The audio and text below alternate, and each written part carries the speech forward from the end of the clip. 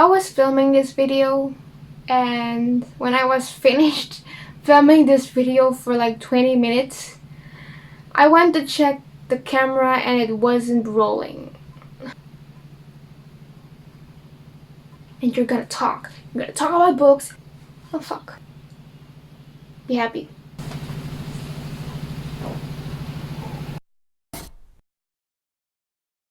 Books I read in January.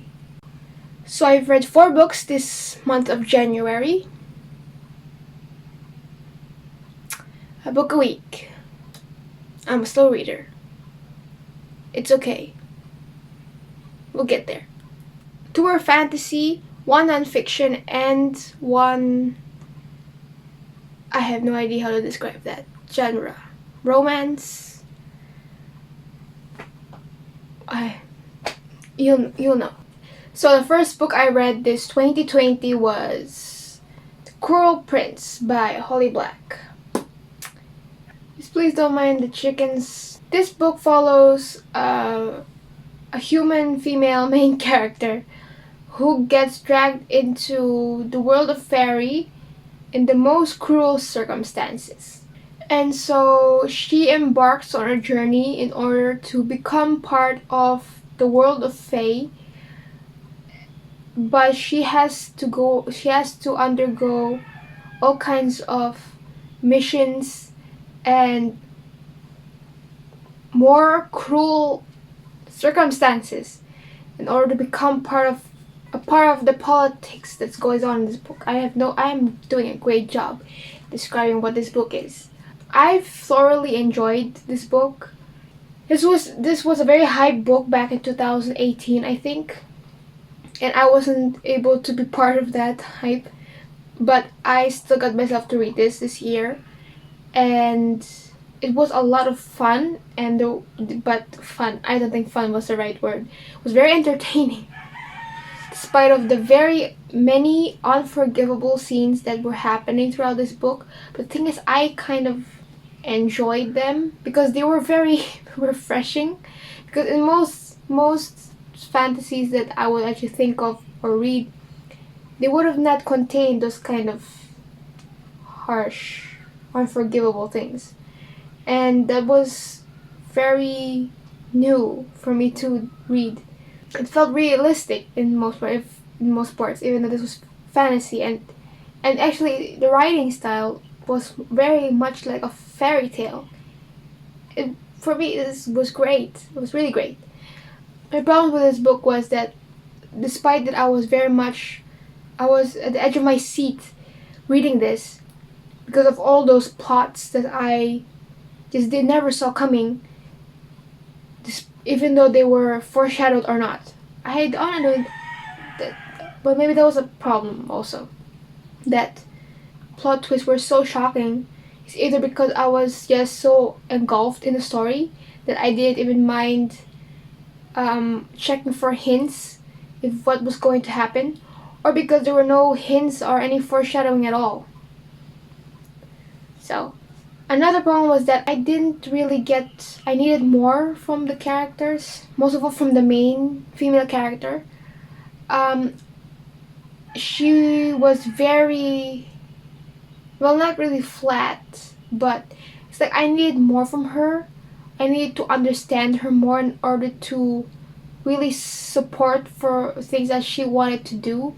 Because whatever she wanted to do in the story, I was doubting her the whole time of what was the so big, grateful thing to do what she was doing. I was very happy that it also delved into LGBT communities with Sophia. Okay, I'm sorry if that's a spoiler. The other thing was the writing. I really loved the writing. As I said, it was read like a fairy tale. The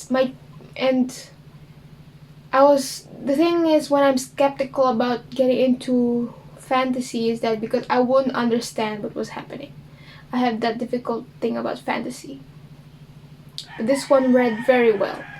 I understood everything. I understand the world, which was so fascinating. I got to understand the politics, which was messed up, but Yeah, great. Yeah, I understand the hype, and I am part of the hype. Yes, I am. I am. So I give this book 4 stars out of 5. The next book I read was Glass Sword by Victoria Aveyard. This is the second book in the Red Queen series. If you haven't read of the Red Queen series, Red Queen follows a female main character who lives in a world which is divided by blood. Silver, who are the high-ranking parts of the world because they have superpowers. And Red Blood, who don't have superpowers and they live in the lowest ranks. The female main character and gets swept away in the world of silvers, and she discovers that she also has superpowers, which is actually genetically for them impossible because she is red blood. But we embark this journey of this great adventure. I prefer the first book over this one, but what I really liked about this book was that I got to know Mare, the female main character, much better than the first. This one was more character based than the first. The first was more plot based, well, more a mix of both, but more plot. This book was more of an emotional war with Mare Barrow and herself and whatever was happening. Again, the writing of Victoria Aveyard was on spot. That's this series actually got me into fantasy, and I'm so happy it did because, as I said, the problem I have with fantasy is understanding the world, understanding the writing, understanding the action scenes, understanding the magical systems. And when I got into the first book, I was so easily swept away in the world that I just fell in love with it.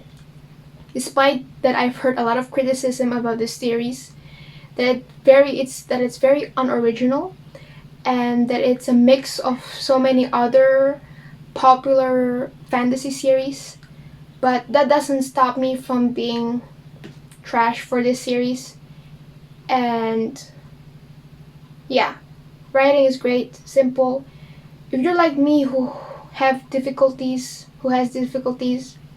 in getting into fantasy and who don't really look for very high fantasy or very low, but just like the right spot, I think Red Queen would be a great start. I gave this 4 out of 5 stars. The next book I read was Make Time by Jake Knapp and John Zeratsky. Sorry for my mispronunciation. Make Time, a book that helps you focus on things that matters every day. So it says. This book was great. This book was the first nonfiction book that I've ever completed in my entire life. I've read a bunch of other nonfiction before, but I never got to finish them because they bored me the hell out of me. And I never continued. I never picked them up again. But this one was great. It didn't even feel like I was reading something that is nonfiction or that I was forcing myself to read it. I was so enjoying myself with this one. I didn't even want it to end. I just wanted to suck all the words. This book actually has very nice drawings in there and illustrations in order to understand the pinpoints of what the author was trying to tell you, what they were trying to teach you and trying to advise you. It was very great. And they even give insights about their lives and how their own advice, their own tips and tricks where it was changing their life. It was very great. And actually this book actually motivated me a lot in order to schedule almost every single thing I do every day, so that I can manage my time for things that I really want to do. Like doing this channel and reading books and managing my social life and trying to study. And I could say that this book also motivated me a lot regarding starting this channel in the first place. It made me want to continue it, not like give it up for the first week. This book was actually a gift by a friend for Christmas, I think. And I'm so happy that you gave this, because that friend gave this, because it's changing me. It has changed me, I guess. And I think without this, I wouldn't be so well organized. Well, I don't know if I'm still organized, but it really did change me. So shout out kay Juliana. Thank you so much for this book, so much. For those high school seniors or high school or whatever you do, if you really need to manage your time and you don't know how to do it, and those videos on YouTube are not helping at all, or they just help it for just one day, try to pick this book up and it can help you. And the thing about this book is that even though I haven't actually literally tried their specific tips in their book yet, which I'm still planning to do, just by reading it alone and hearing their experiences and being knowledgeable about what time management can do to you, it can already give you a great insight in order to do it in the first place. Like the knowledge alone will push you to do it. And that's what it did for me. Maybe it will do for you. Yeah, I really recommend this book. Also I recommend Cruel Prince and Red Queen. And I gave this book 5 out of 5 stars. And the last book I read this month, which is the weirdest, well, I don't say it's not that weird, but the most difficult to describe. Norwegian Wood by Haruki Murakami. This was my second try in reading Haruki Murakami. The first book I read by him was Kafka on the Shore, which I thoroughly enjoyed. It was so weird, and I think that's what I loved about it. And that's what also encouraged me to read more of his work. So I picked up Norwegian Wood because it was one of his most well-known works, I think, and I wanted to understand the hype about it. There was some kind of hype, I think, from it, and I wanted to understand. At the moment, I can understand and I cannot understand the hype from it and why it's so popular aside from its other works that I will get into as well.